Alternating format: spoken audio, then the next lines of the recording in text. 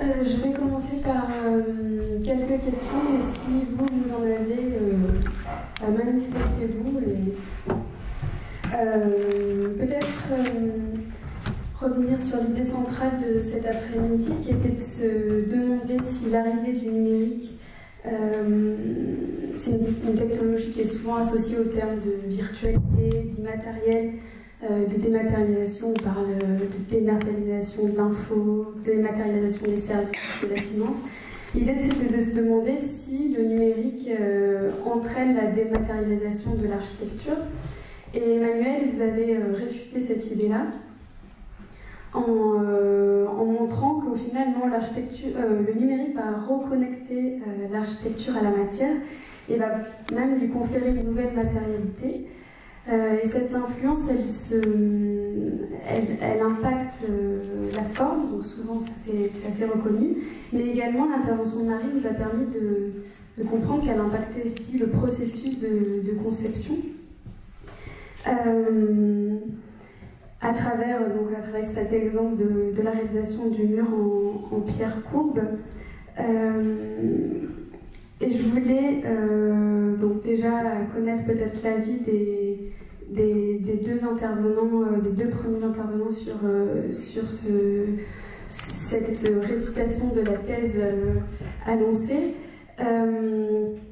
Et également peut-être aussi questionner Marine sur le lien en fait entre le processus de conception donc, qui est modifié par le numérique et les liens, comment s'effectue le lien aussi entre le processus de fabrication et le lien avec les acteurs traditionnels de la construction. Est-ce que c'est une automatisation de la fabrication de ce mur? Et du coup, qu'est-ce que ça crée au niveau du jeu d'acteurs traditionnels dans le projet? Merci. Tu peux Ivry, tu veux répondre sur la dématérialisation? Non, sur le numérique, sur la forme et la conception, non, c'est ça? Oui, mais vas-y si tu veux. Non, c'est juste ce que je ne sais pas. Je vais poser des questions parce que je ne sais pas. Il y a ce qui me perturbe pour moi par rapport au numérique, c'est est-ce qu'il y a une histoire du numérique? Parce que ce qui est intéressant dans l'architecture, c'est qu'on est toujours sur une tradition. On a une tradition et on perpétue des modèles et on essaye de les modifier, de les adapter, de les adopter pour proposer quelque chose de nouveau peut-être. Et dans le numérique, c'est un peu c'est une manière de concevoir sans tradition. D'un point de vue d'architecte, je ne sais pas. Peut-être qu'après vous allez me dire qu'il y a une tradition parce qu'il y a eu des amorces. Et ces amorces ont fait une histoire et cette histoire forme une histoire de la tradition du numérique. Mais il n'y a plus d'architecture en soi là-dedans. Donc c'est pour ça que moi je pose la question. Nous, l'architecture, on sait qu'elle existe depuis la nuit des temps. Le numérique est très récent en fait. Donc sur une durée du temps, on n'est pas sur les mêmes enjeux et les mêmes. Donc c'est ce qui m'interpelle. Peut-être comme tu nous sollicitais directement, hein, pour en dire aussi, par rapport à ce qui est évoqué par Emmanuel sur cette dématérialisation finalement sur laquelle on peut revenir, puisqu'au contraire, en effet, les modèles maintenant de calcul permettent d'aller au-delà de la simple forme et d'intégrer de plus en plus de paramètres réels qui définissent la matière, l'ambiance, la physique qui peut exister. Donc il y a vraiment un enrichissement de données. Et du coup, à tel point, en effet, que ce que tu soulignes, en dernière phrase, j'ai peut-être mal compris, mais quand tu dis que l'empirisme, finalement, vient remplacer la théorie, c'est là où on se dit finalement il y a quelque chose qui est en train de se passer, c'est l'histoire des big data, c'est comment finalement tout cet effort de théorisation qui est le propre de la réflexion, de la recherche, de l'homme pour se représenter le monde, de s'en faire un modèle, eh bien il va mettre cette démarche-là de compréhension, de représentation à la poubelle pour revenir aux bases qui ne sont pas de la science en fait, qui sont de l'empirisme pur, parce que la machine va être capable de traiter un très très grand nombre de données pour sortir de l'information ce que nous on faisait jusqu'à présent par la théorisation. Et donc là, il y a un changement radical. Donc là, tu évoques oui, des architectes qui prennent qui veulent prendre en compte de plus en plus de paramètres. Ça peut se discuter, pour moi c'est une émergence, c'est ce qu'on en fait. En même temps, l'ordinateur ne fait que ce qu'on lui demande et il est limité à notre perception du réel. Hein. Ça reste une machine. Donc, Et après, pour répondre à ta question sur le processus de conception, ce qu'implique ce numérique, au niveau de la construction, c'est bien ça que tu demandais, au niveau de la fabrication, c'est là aussi où je trouve qu'il y a un débat intéressant qui peut s'instaurer. Et c'est-à-dire que là, par exemple, le mur qui va être fait,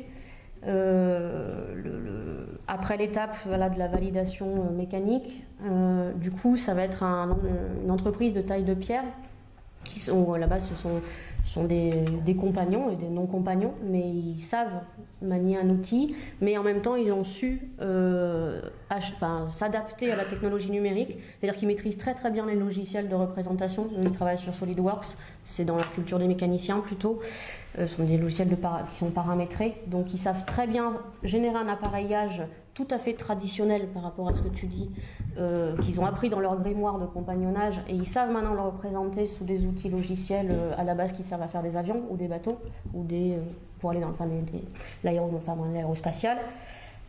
Et donc ils ont vraiment su s'adapter tant aux logiciels de représentation qu'aux machines à commande numérique, à tel point que la démarche que je vous dis d'aller dans le code, c'est par exemple ce qu'ils sont capables de faire.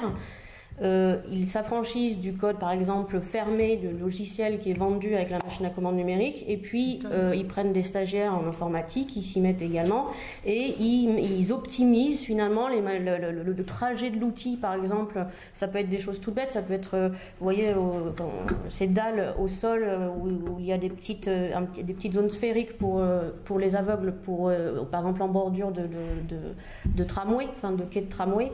Bon, ça, par exemple, il y a des dalles en pierre qui sont réalisées comme ça, c'est réalisé par une machine à commande numérique, et en l'occurrence, l'atelier avec lequel on travaille, ils ont gagné pas mal de marchés pour pouvoir poser de telles dalles, parce qu'ils ont pu optimiser le trajet de l'outil qui leur faisait gagner plusieurs dizaines d'heures sur le code fermé vendu avec la machine à commande numérique. Donc ils sont vraiment rentrés dans l'algorithmie pour s'approprier ce que faisait leur outil.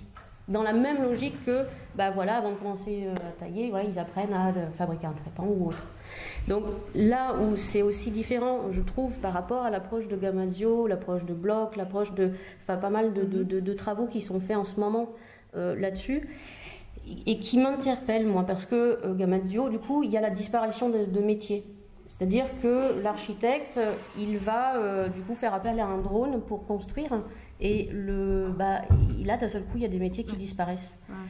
Et du coup il y a une perte, je trouve, de savoir là aussi, puisque la tour elle est sympa, elle est mimi, ça claque en expo, mais avant de pouvoir l'habiter, cette tour et moi quand je vois ce que font là les compagnons avec des machines à commande numérique, mais les bras m'en tombent, c'est impressionnant, hein, l'intelligence qu'ils arrivent à mettre dedans. Et je suis pas sûre que le souhait de chercheurs, d'architectes, même d'ingénieurs dans leur laboratoire puisse atteindre finalement le même niveau de technicité où ils arrivent finalement par l'innovation et avec la tradition à se créer de nouveaux savoirs.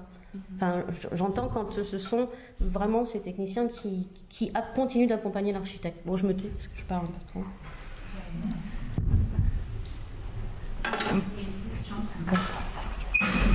On va prendre des questions dans la salle si on a.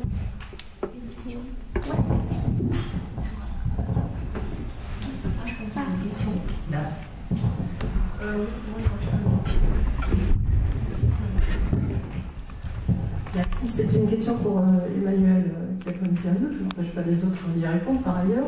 Peut-être une petite précision. Tu as annoncé que je n'ai pas bien compris en fait les enjeux écologiques de ce que tu as montré. Est-ce que tu pourrais revenir là-dessus?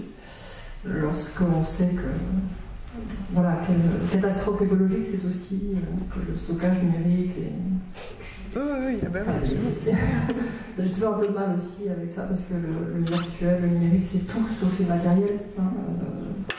On a un data centers pour nous le rappeler. Voilà, donc peut-être revenir sur des enjeux écologiques que je n'ai pas bien compris. Après, ça,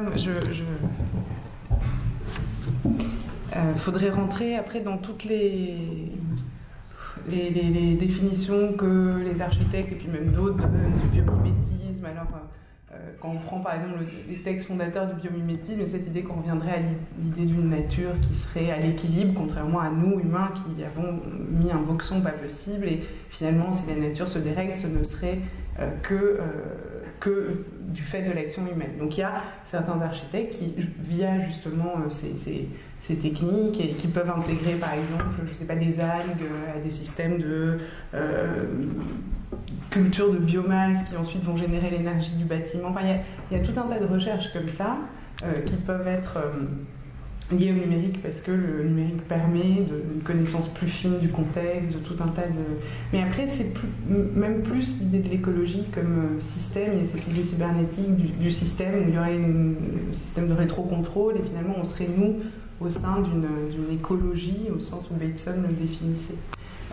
Donc je crois qu'il y a, chez les philosophes matérialistes, il y a cette idée qu'en accordant de l'attention et de l'importance à des choses qui normalement, par exemple le déchet, reconsidérer le déchet finalement comme quelque chose qui s'inscrit dans notre propre monde et dans notre réel, mais finalement nous ouvrirait déjà à une compréhension de ce qu'on est en train de produire et de générer, et aussi nous offrirait sans doute aussi des solutions très pratiques pour...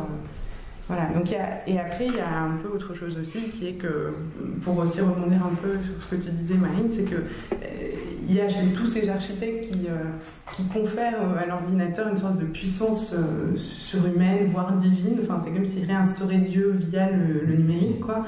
Et on voit c'est un peu ces idées de singularité, l'idée que l'intelligence artificielle va s'autonomiser, qu'on vivrait déjà dans une simulation numérique. Enfin, il y a tout ça qui travaille aussi là-dessous. Donc moi, je le montre parce que c'est important de le regarder, j'en fais aucunement l'apologie. Et je ne suis pas fondamentalement convaincue qu'on en tire. Ouais, c'est pas très bottom-up. Bah, la question, c'est que c'est bottom-up tant que ça reste dans l'ordinateur.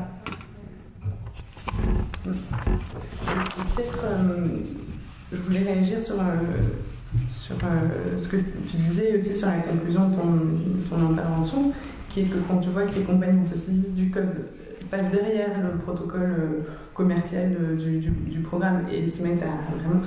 Et ce qui me fascine toujours, c'est sans tomber dans ces travers-là, que les architectes, visiblement, eux, ont du mal à réagir.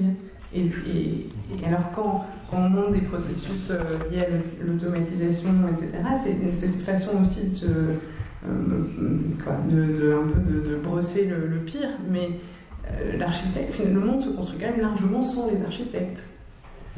Tu veux qu'on sorte de vente Non, mais je dis ça parce qu'il me semble que les architectes ont tout à gagner à se saisir de ces outils-là. Et ben, ils n'en seront que d'autant plus audibles et d'autant plus présents dans le monde s'ils peuvent se battre avec les mêmes armes, non? Que ceux qui ont très bien compris ces logiques-là et qui sont en train d'évacuer l'architecte complètement.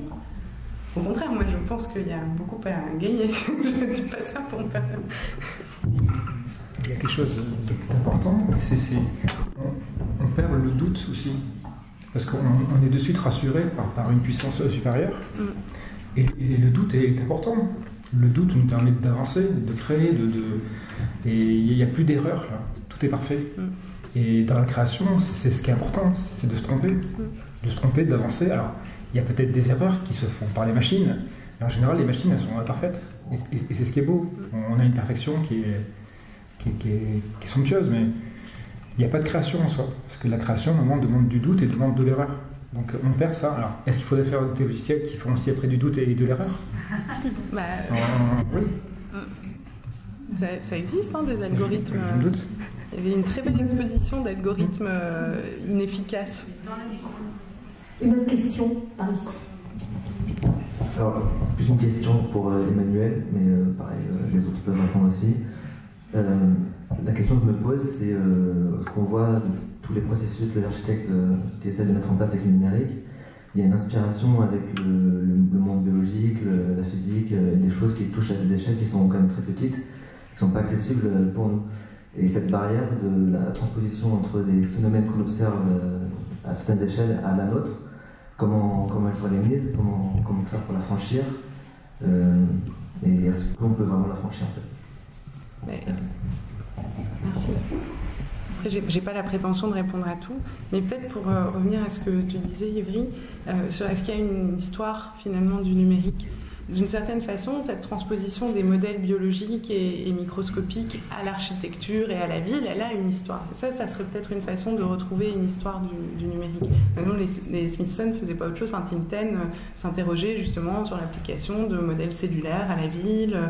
Il y a ce très fameux livre d'Alexander, City is not a tree, donc sur comment est-ce qu'on peut penser des modèles de croissance organique à l'échelle de la ville, des systèmes. Ensuite, il y a toute la vision cybernétique. Ce que font ces architectes-là, à nouveau, c'est une poignée, c'est vraiment pas la norme, et je ne dis pas qu'il faut que ça le devienne absolument pas, mais ce qu'ils font, c'est qu'ils travaillent à partir de logiciels de simulation qui sont initialement conçus pour les sciences. Donc ça peut être des simulations justement de la croissance d'un arbre, de ce genre de logiciels. Et après, il ne faut pas se leurrer, c'est qu'il y a tout un travail d'aller-retour, par exemple, entre le modèle, enfin la modélisation et la simulation, entre des contraintes qui sont à l'échelle macro, par exemple de stabilité, de résistance, etc., et puis ces processus émergents. Et en fait, l'architecte ne se limite pas à faire émerger des processus, enfin, des organisations matérielles. Il va, parce que c'est inévitable, il va faire des allers-retours et venir brouiller son code et l'itérer jusqu'à ce qu'il obtienne la bonne solution. Et j'imagine que ce serait aussi transposable à des questions justement de stabilité matérielle. Finalement, on pourrait en force brute tester toutes les solutions jusqu'à ce qu'on trouve la bonne, et puis si elle n'existe pas, on pourrait la simuler, non? D'une certaine façon. Si elle n'existe pas, on pourrait la simuler. Alors, c'est vrai que là, pour le cas du mur, par exemple,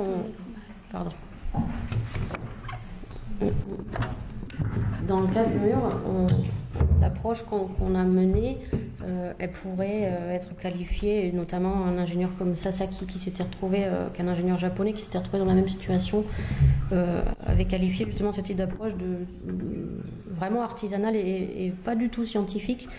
C'est-à-dire qu'en effet, on a regardé le mur, comment donné tel quel par l'architecte, et on l'a simulé. On s'entend bien que ça n'allait pas marcher bien, mais pour sentir vraiment quels étaient les points les plus critiques, isoler les points les plus critiques à traiter. S'il y avait des trucs qui marchaient bien, déjà, on ne les touchait pas trop. Et donc, on a itéré comme ça. On en est à la version 14 de la géométrie. Moins pour le calcul, on en est à la version peut-être 5, 6 pour le calcul, parce qu'on élimine aussi, on discute, on apprend en fait, en regardant comme ça. Donc c'est pas une approche encore de tout simuler, on essaie de mettre un peu de compréhension quand même, progressivement dans ce qu'on modélise, simule mécaniquement, etc. Donc on a un processus itératif qui prend du temps en fait, et Sasaki dit ne pas du tout être efficient. Donc c'est pour ça que lui, il a développé avec son laboratoire un logiciel qui permet justement d'intégrer cette étape de modélisation géométrique à l'étape de simulation mécanique. Là, pour l'instant, elle est séparée dans le travail qu'on a pu faire sur ce mur-là. C'est vraiment deux outils distincts. Donc lui, il a réussi à intégrer ça.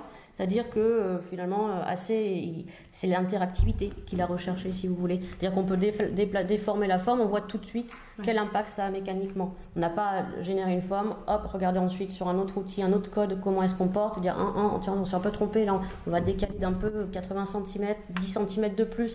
Enfin, ça devient absurde, au bout d'un moment, on est là, 10 cm un peu plus, ah, super, on est comprimé, tout ça. Enfin, donc, c'était pas forcément... Bon, ça a été notre manière de faire, ça reste très artisanal. Mais en effet, on pourrait aller vers des voies beaucoup plus algorithmiques qui intègrent tout ça. Et dans ce cas-là, c'est là aussi où je me pose la question, elle est peut-être pas scientifique cette approche artisanale, mais on a essayé de comprendre l'impact d'une variation de courbure, l'impact d'un déplacement sur la forme, sur la mécanique de cette forme-là. Et alors que si on s'en remet à l'interactivité d'un outil tout intégré, eh ben je ne sais pas si on aurait eu ce petit travail d'artisan et si on aurait compris la même chose. Mais c'est possible, comme tu le dis, et on va sûrement vers là. C'est parce que ça prend du temps. Il y a d'autres questions ?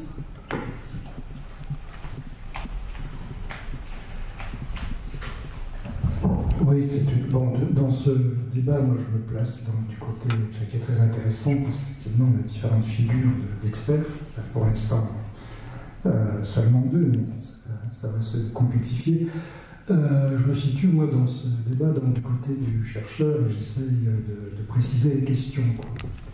Et par rapport au titre qu'on propose, l'architecture comme laps de temps, moi j'ai l'impression que jusqu'à présent, cet après-midi en tout cas, on a surtout parlé de l'architecture comme un processus de conception. Voilà. Et il me semble que c'est peut-être,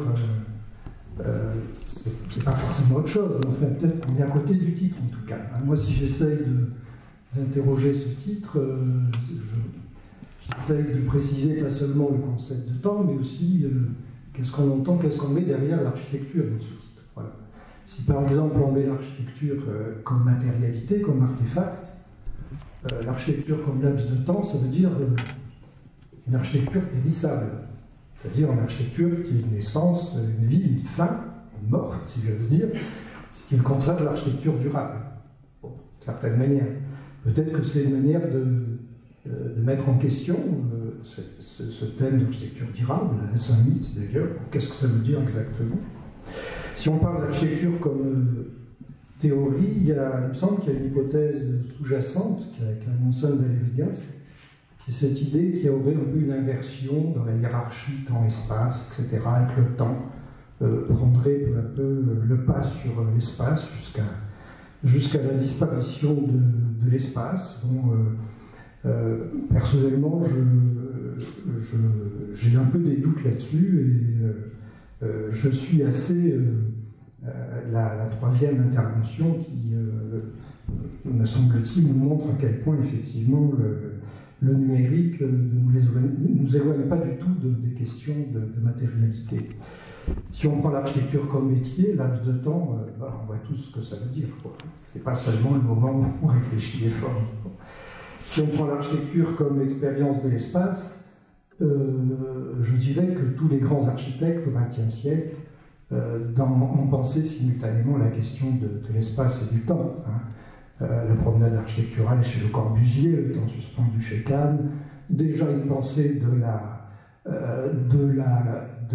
comment dire, qui fait sa place aux génétiques et à l'évolution organique chez Wright. Bon, chez tous, il y a une pensée du temps. Alors effectivement, aujourd'hui, c'est intéressant de se poser comment ces choses-là se renouvellent. Mais peut-être que la question du temps,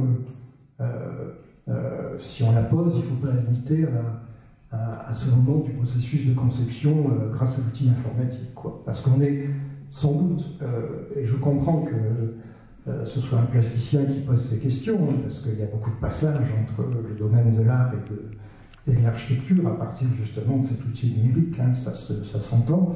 Mais dans le monde de l'architecture, ce qu'on voit, c'est ce qu'on a vu cet après-midi, c'est des choses qui sont très très loin du quotidien de très très grande majorité des architectes, malgré tout, je pense. Non, je me trompe peut-être, dites-moi, je sais pas. Moi j'avais l'impression que votre intervention, justement, vous parliez du doute, mais il y avait la contemplation, non? Et là j'aurais bien aimé vous entendre, peut-être parce que ça c'est aussi un des temps possibles. Oui, notre ami Grisser a lui effectivement abordé la question de cette question-là sous l'angle, me semble-t-il, de l'expérience de l'espace, si je ne me trompe pas. En plus, une fois que le projet a échappé aux griffes de l'architecte, non? Pas que, mais... Pas que, non.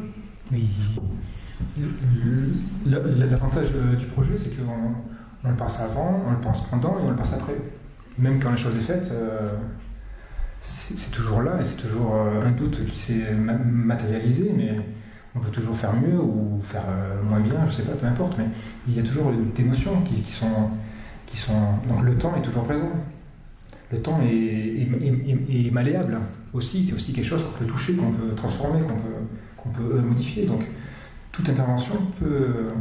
Et on peut aussi reprendre, puisqu'on peut transformer et remodifier. Donc on peut réintervenir, soit sur un bâtiment ou d'autres personnes. Donc après, ce qui est intéressant là-dedans, c'est qu'il faut toujours que l'homme soit là, que la présence. Si nous, on n'est plus là, ça ne tient plus. Donc c'est là où les choses se dégradent. Donc l'avantage de l'architecture, c'est qu'elle existe parce que nous, on existe. On n'extrait pas. C'est marrant parce qu'aujourd'hui, on a tendance à revenir sur les premiers sites d'architecture, c'est la grotte. Donc, ce sont des formes qui ont été érodées par le temps, par un temps ancien. On n'était pas là. Et aujourd'hui, on a tendance à retrouver de l'informel ou du numérique qui nous ramène sur quelque chose qu'on n'arrive pas en fait à caractériser. Parce que le but après je me trompe peut-être, mais on essaie toujours, l'architecture, c'est une entité, c'est un filtre, c'est un corps, c'est une peau, mais c'est une peau qui est géométrisée. Parce qu'on a envie de se rassurer, et on se rassure par rapport à un environnement qu'au début on n'a pas maîtrisé, mais au fur et à mesure on apprend à connaître par les sciences. Et comme maintenant on connaît tout, on n'a plus peur de rien. Mais c'est faux, on a peur de tout encore. Parce que quand on voit tous les cataclysmes, tout ce qui se passe, toutes les tragédies naturelles, on se croit plus fort, mais en fait non, on n'est rien. Donc on se croit rassuré dans un bâtiment, mais en fait on ne l'est pas si on est au mauvais endroit après. Donc c'est quand même important de parler de ça. L'architecture, on l'a conçue parce qu'on doutait, on a compris notre environnement, on l'a maîtrisé, on l'a capturé, on l'a géométrisé pour le rendre évident et pour mettre en valeur ce qui était autour de nous, cette certaine beauté. Et maintenant, on essaie de le redonner un côté naturel. Pourquoi? Je ne sais pas. On a vu pareil, il y avait un architecte suisse, Christian Kerez, qui a fait à la Biennale de Venise. Il a refait une débauche de moyens, parce que c'est quand même une débauche de moyens, pour refaire un espace comme une grotte. Donc c'est un truc fait, c'était gros, je sais pas, 5 par 6 mètres. Et c'était sûrement très beau, mais il modélise quelque chose qui paraît aléatoire, mais qui a été fait par des machines. Ils ont tout rassemblé pour faire une grotte. Mais c'est étrange. Donc je reprends la parole une seconde pour. S'il y a un risque, à mon avis, c'est pas celui de l'immatérialité, c'est celui à nouveau de la fascination de l'objet. On voit bien, même si la dernière intervenante, Emmanuel Schirpon, c'est ça, a bien évoqué le fait que l'architecte travaille dans la complexité et pas seulement sur l'objet à un moment. Le fait est que ces recherches sont très loin du courant contextualiste, qui est quand même un des acquis majeurs des dernières décennies dans notre profession. Travailler avec ce qui est déjà là, le site, et d'ailleurs, si on parle du temps, une des manières de prendre en compte le temps, c'est bien de travailler avec ce qui est déjà là.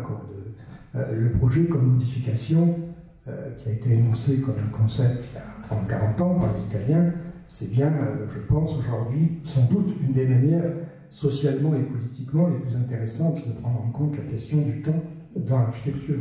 Bon, c'est mon avis. Moi, il me semble que justement, avec les processus de simulation et la capacité à intégrer des données qui viennent d'absolument tous les domaines, pour le coup, vous pouvez dans un même programme intégrer des données qui soient, par exemple, je ne sais pas, la pollution dans un certain lieu à un certain moment et en même temps les flux de passé. Enfin, c'est cette attention au contexte, mais qui n'est plus limitée par notre capacité humaine de collecte, de traitement. Et donc en ça, je pense qu'il y a quand même une visée, là pour le coup, écologique, qui est que le contexte tel que les Italiens l'ont traité, mais que nous traitons, je pense, tous, il est quand même très anthropocentré. C'est la ville, c'est le bâti, c'est son...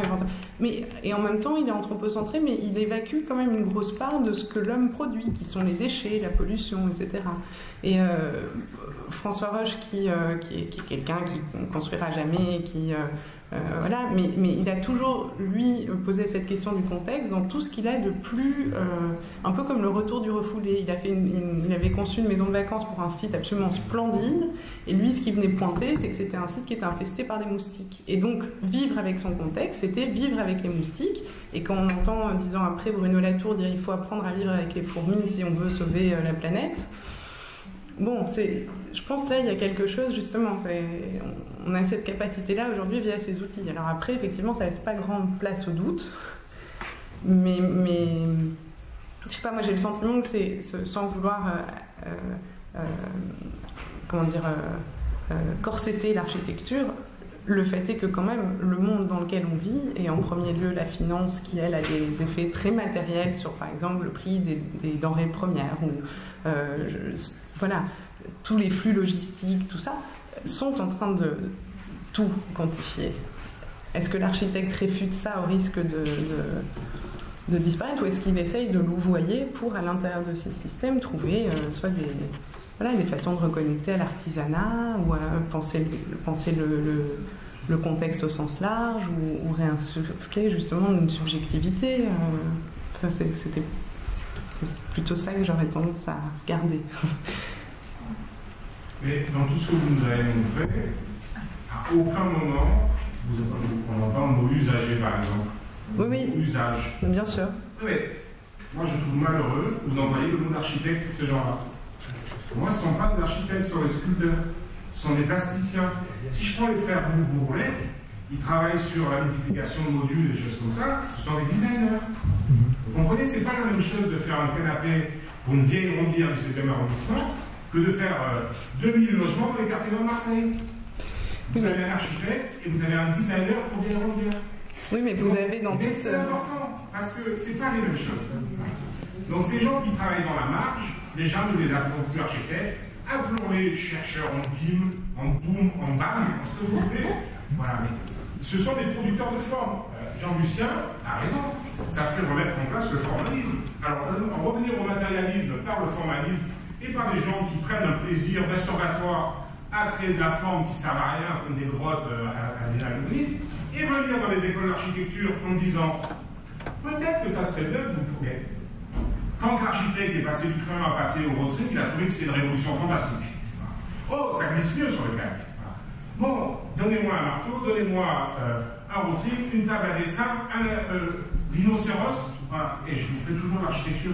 Mais avant tout, parce que je réfléchis en tant qu'architecte avec mes doutes, avec des impulsions politiques, avec la société qui est autour de moi, et ça, je l'ai très peu entendu, si ce n'est dans une espèce de forme vampiresque, où on m'a dit que c'était le flux de toutes les forces de la société. Mais bon, c'est pas ça l'architecture.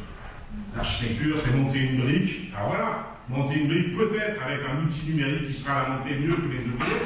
Encore faudra-t-il que je trouve l'entreprise capable de le faire parmi des millions d'entreprises qui vont répondre à l'appel d'offres. Bon, on va vous passer les détails. Mais bon, voilà. Oui. Donc, l'usage, l'usager, ça c'est l'architecture. Tout le reste, c'est du vent. C'est un outil, c'est un rotring numérique. Oui, mais chaque outil vient avec des potentialités et des catastrophes potentielles.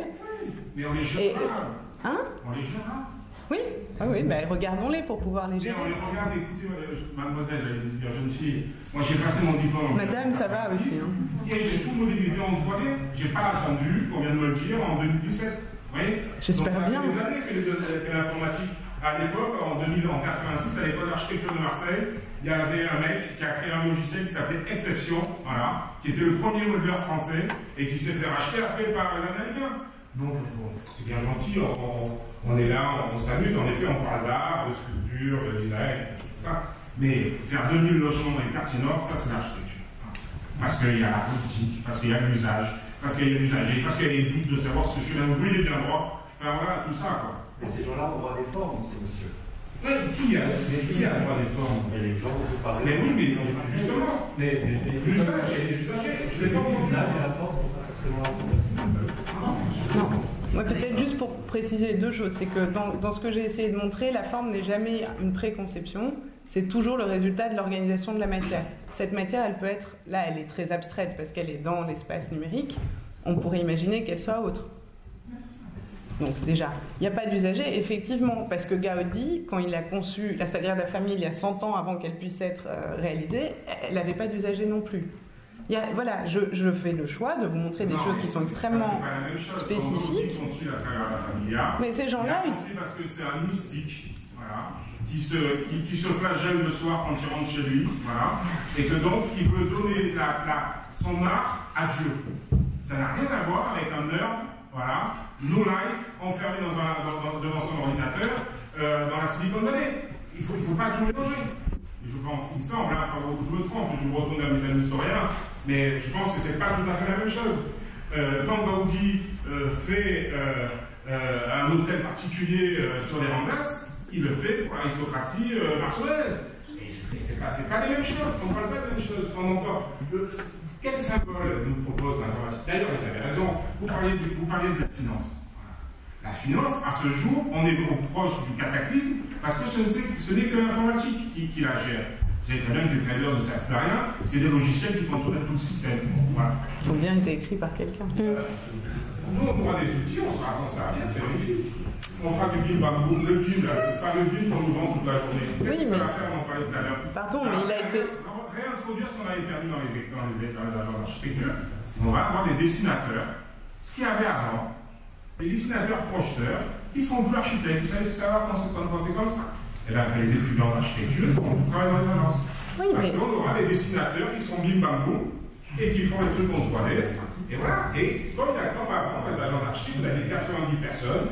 Voilà, vous aviez le dessinateur, vous aviez le dessinateur projeteur, vous aviez le mec qui collait le scotch autour des plans. Voilà. Ben voilà, c'est un outil, on vous propose un outil magnifique. Donc, quand vous nous dites à la fin de votre exposé en conclusion, j'invite les architectes à se. Bien sûr, c'est gentil, nous aussi, on va s'en servir, on va se. Et comment revenu? Christophe laisse la répondre. C'est répondu.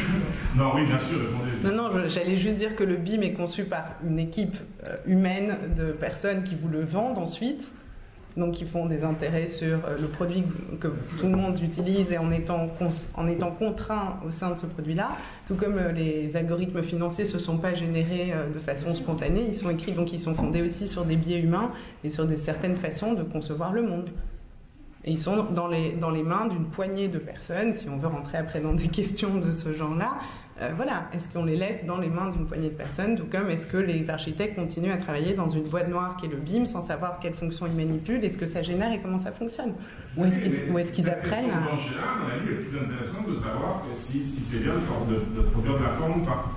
Avoir une vraie question sur... Il me semble que c'est ce type de questions qu'on abordait, tu sais. Après, ça t'a peut-être énervé de voir ces formes, mais... Donc on est d'accord. Mais par contre, on ne sait pas ce que la forme génère sur nous. Est-ce que c'est bien de vivre avec des formes aléatoires? Ça, c'est une question qu'on peut se poser. Après, le projet, c'est-à-dire le lien contre la forme, sur la société, ça existe, c'est pas forcément destiné à des arrondissements, quoi, ou à des maisons en particulier. Ah ouais, et la formation guérie, c'est quoi? Non, mais oui, non, mais c'est vrai. Juste changer les exemples. Il suffit de prendre, par exemple, Jean Renaud dit tu as des formes, tu as quand même uniquement logement social, quoi, qui produisait avec. Et l'inversement, on a beaucoup d'architecture sociale qui est faite par les architectes et qui est très mauvaise. C'est pas. On va donner le sens, c'est pas genre. On a beaucoup d'architecture sociale faite par les architectes avec un majuscule et qui est très mauvaise. Bien sûr, j'ai pas dit l'inverse. L'outil au final n'apporte pas forcément. Et l'outil, c'est comme toujours qui est bien. Je veux dire, si on est tous d'accord sur le fait que ce que nous avons tous là, il me semble que Michel-Ange générait des formes beaucoup plus complexes avec un marteau et un ciseau. Oui. Et les formes étaient aussi complexes. Et Michel-Ange construisait pas pour les masses, excusez-moi. Le social, il est plus grave. Pardon, mais je suis d'accord. Sur Renaudie, j'ai montré Emmerich aussi pour ça. Parce que Emmerich travaillait sur les mêmes logiques, mais c'était très clairement, à partir de cet objet numérique, permettre à tout un chacun de... Non, mais c'est pas pour... Non, c'est simplement arracher aussi le numérique. Vous aviez un nombre de références énorme. C'est pour arracher le... Dans cette beauté totale de votre travail, il manquait, moi je trouve ce mot, l'usage usagé. Très bien.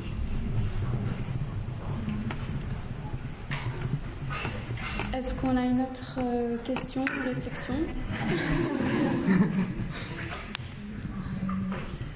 Non?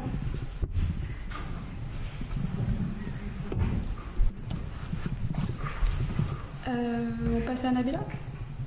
Oui. Isabelle, t'as pas envie de parler de Tsonis? Non? Ouais. Non, je te prends un peu au dépourvu. Oui. Bon, alors.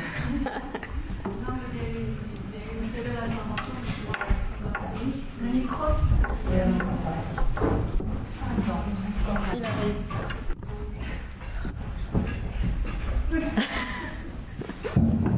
là, il y a une très belle intervention d'Alexander Tsonis, en fait, qui a réfléchi justement sur cette évolution en fait, du numérique et d'où ça venait. Et c'est vrai qu'il est remonté en fait très très loin.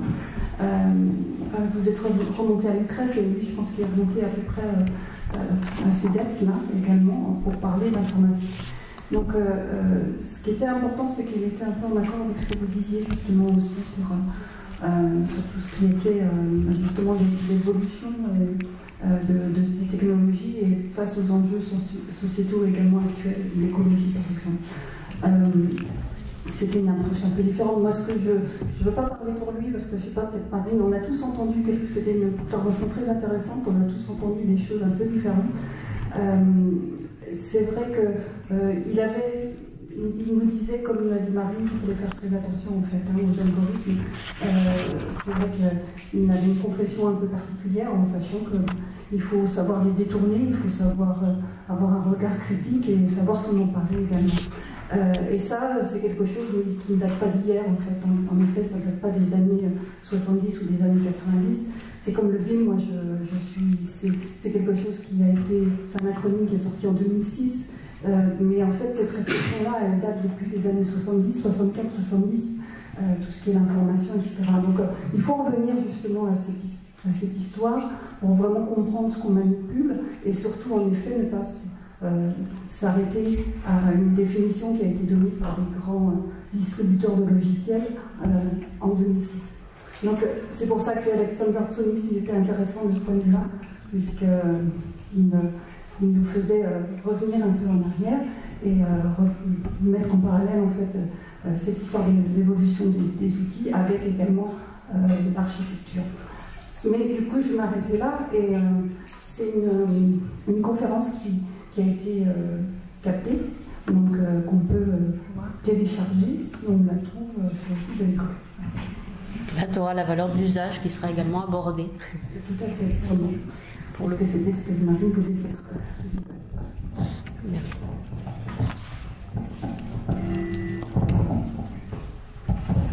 Une autre question ?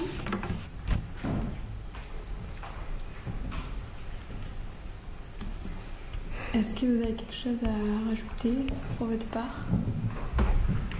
Non, mais moi, c'est juste pour rebondir sur ce qu'a dit Christophe et ce qu'on a dit à la fin, vous savez il ne faut pas oublier que l'architecture, nous l'utilisons, nous la vivons, nous la traversons, nous la provoquons, et elle touche à jamais notre quotidien. Donc elle va influer sur nous. Donc c'est ce qu'on va voir, ce qu'on voit va nous toucher. Alors, ce qui est bien avec l'architecture, c'est qu'on peut, si on n'aime pas, on fuit. Après, mais elle va nous toucher.